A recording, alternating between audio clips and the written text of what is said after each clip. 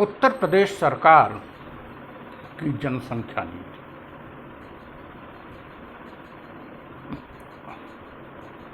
जनसंख्या बढ़ोतरी हमारी समस्या है।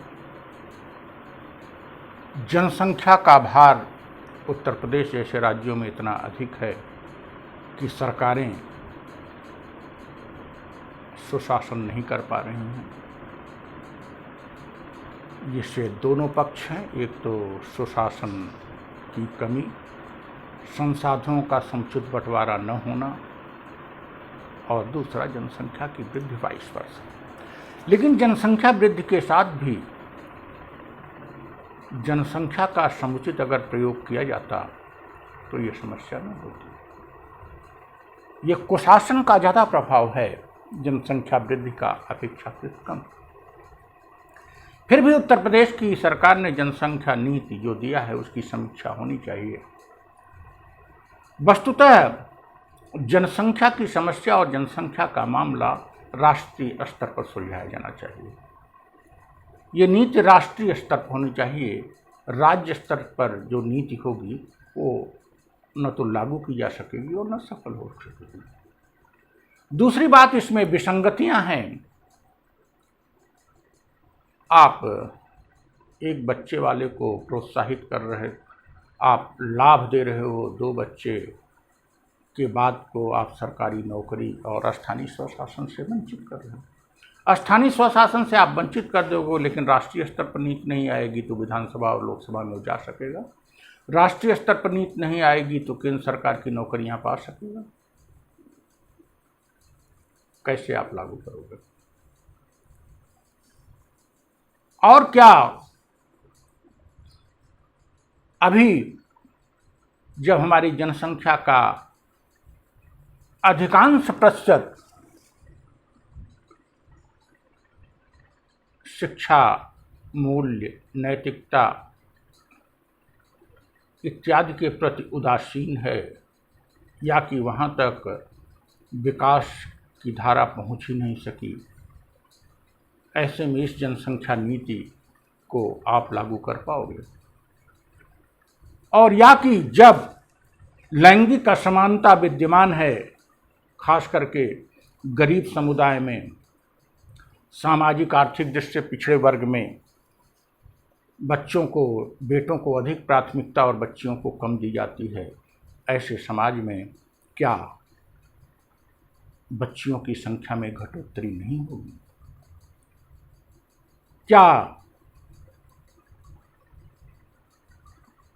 एबॉर्शन कराने वालों की संख्या, खास करके जो बच्चियां होंगी, नहीं बढ़ेगी? भ्रूण हत्या क्या नहीं बढ़ेगी?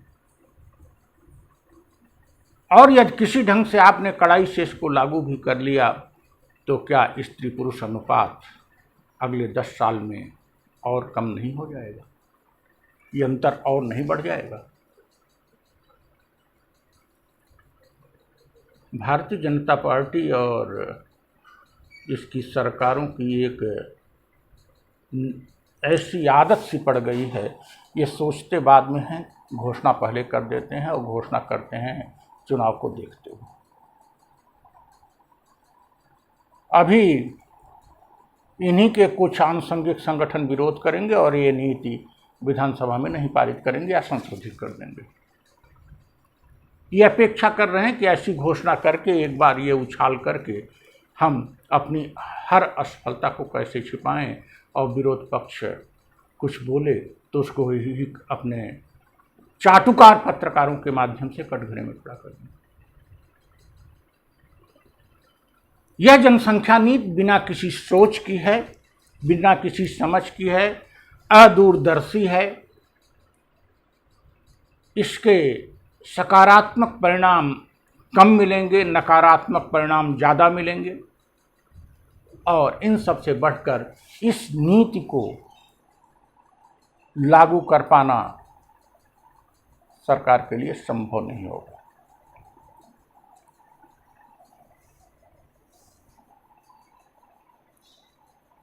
2 या 3 बच्चे बस का फार्मूला कुछ ज़्यादा अच्छा दिखाई पड़ता है, इसके बावजूद भी जब ये फार्मूला लागू किया गया तो इसको प्रीमेच्योर माना गया।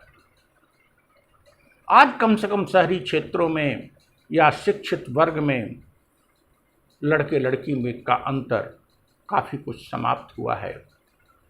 ऐसे में 2 बच्चियां हों या 2 बच्चे हों, लोग फैमिली प्लानिंग से सहमत हो जाते हैं या कि और बच्चे पैदा न करने की इच्छा रखते हैं।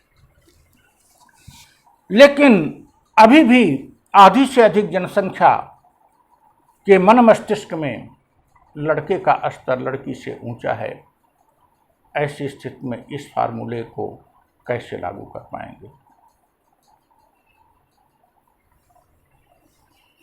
और या कि यह फार्मूला देकर कहीं आप गरीब वंचित वर्ग को सरकारी नौकरी से भी तो नहीं वंचित करना चाहते हैं?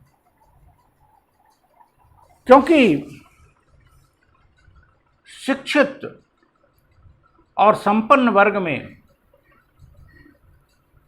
जनसंख्या वृद्धि की दर कम है या कि नहीं भी है, लेकिन अशिक्षित वर्ग में, गरीब वर्ग में, किसान में, मजदूर में और उन समुदायों में जो अभी सभ्यता की धारा में पूरी तरह से प्रविष्ट नहीं हो पाए हैं, उनमें जनसंख्या वृद्धि दर अधिक है।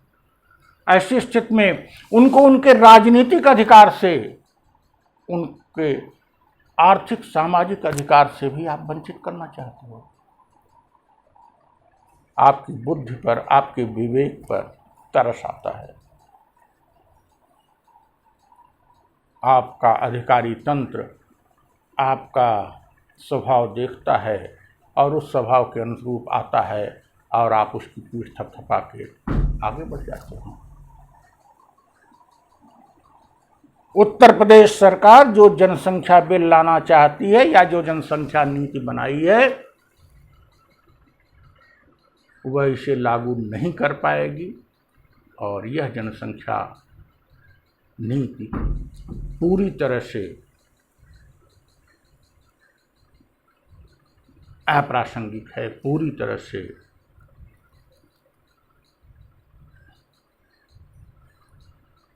हमारे आर्थिक राजनीतिक ढांचे पर, सामाजिक न्याय के ढांचे पर एक कुठाराघात है।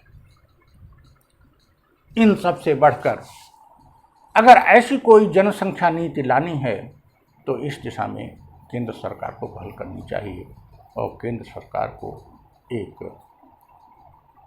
सुविचारित यथार्थपूर्ण जनसंख्या नीति लानी चाहिए।